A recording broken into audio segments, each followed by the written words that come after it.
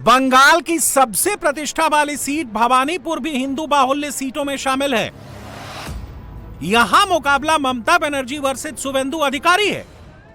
2021 में दोनों की टक्कर नंदीग्राम में हुई थी। ममता नंदीग्राम हारकर बंगाल जीत गई थी। इस बार भवानीपुर हारकर क्या ममता बंगाल जीत पाएंगी? 2021 में भवानीपुर में 62.6% पोलिंग हुई थी। इस बार 86.74% वोट पड़े हैं। भवानीपुर में करीब 24.14% ज्यादा वोट पड़े हैं। भवानीपुर सीट पर SIR में 47,000 वोट कटे हैं। यहां उपचुनाव में ममता 58,000 वोट से जीती थी।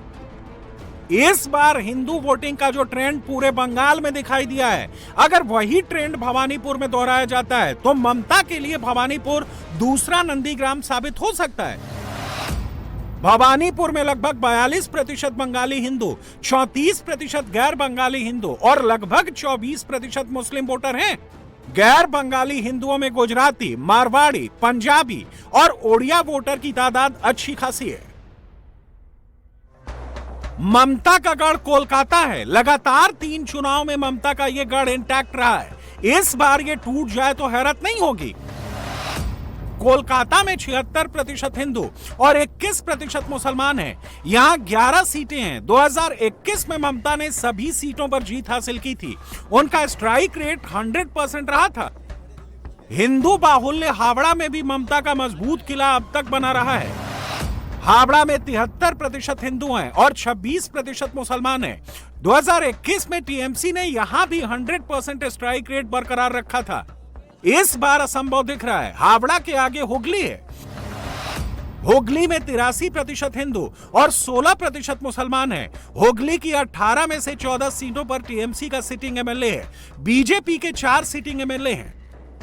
नॉर्थ और साउथ 24 परगना भी दीदी के मजबूत गढ़ हैं, जिन्हें मोदी, योगी और शाह ने इस बार झटका दिया है, ऐसा एग्जिट पोल का अनुमान है। नॉर्थ 24 परगना में 73% हिंदू और 26% मुसलमान हैं।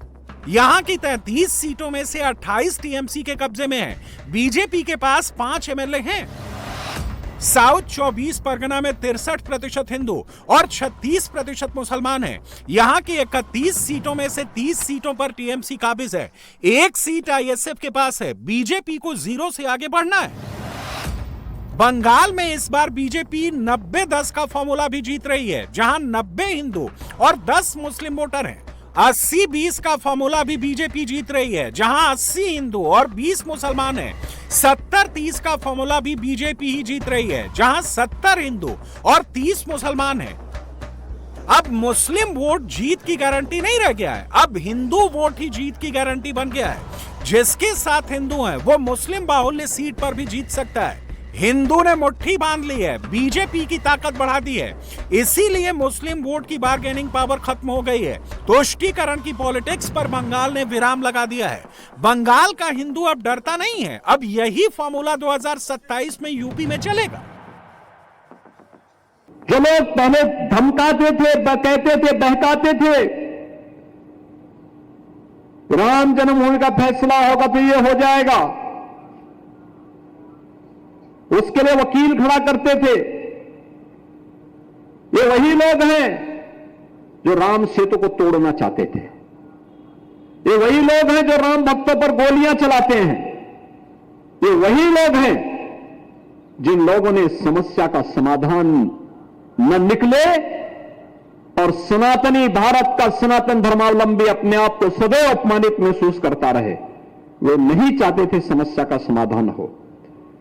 लेकिन जब माननीय उच्चतम न्यायालय ने व्यापक हित में, देश के हित में,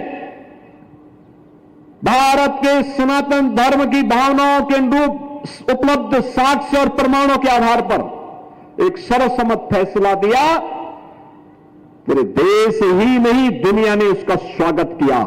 और स्वागत ही नहीं किया, जो कहते थे ये हो जाएगा हो जाएगा, मैं कह सकता हूं कि भारत के इतिहास का सबसे शांत दिन था, सबसे खुशहाल दिनों में से एक दिन था वह, जिस दिन फैसला आया था और कहीं कोई हलचल नहीं थी।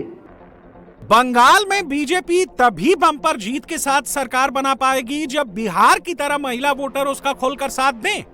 बंगाल में महिलाओं के लिए ममता की लक्ष्मी भंडार योजना बहुत पॉपुलर है।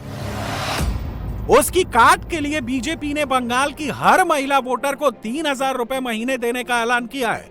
पिछड़े परिवारों की गर्भवती महिलाओं को 21,000 की मदद, स्नातक की पढ़ाई करने वाली लड़कियों को 50,000 रुपए की एक मुश्त राशि, हर साल 75 लाख महिलाओं को लखपति दीदी बनाने का ऐलान कर